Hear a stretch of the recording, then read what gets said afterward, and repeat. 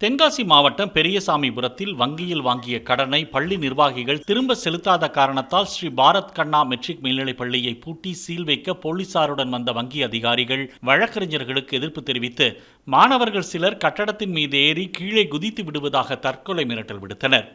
நீதிமன்ற உத்தரவுப்படியே சீல் வைக்க வந்திருப்பதாக வழக்கறிஞர்கள் கூறியும் பள்ளி நிர்வாகிகள் வாக்குவாதத்தில் ஈடுபட்டதால் அனைவரையும் வெளியே அனுப்பிய போலீசார் கேட்டினை பூட்டிய போது கேட்டை உடைத்துக்கொண்டு உள்ளே வந்து சீல் வைக்க விட மாட்டோம் என கூறி வாசலை மறித்து நின்று முழக்கமிட்டதால் பதற்றம் உருவானது.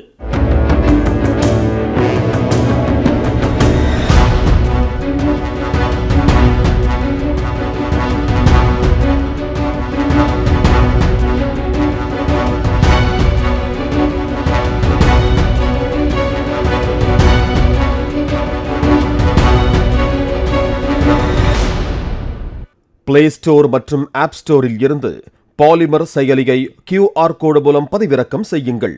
செய்திகளை உடனுக்குடன் பெறுங்கள்.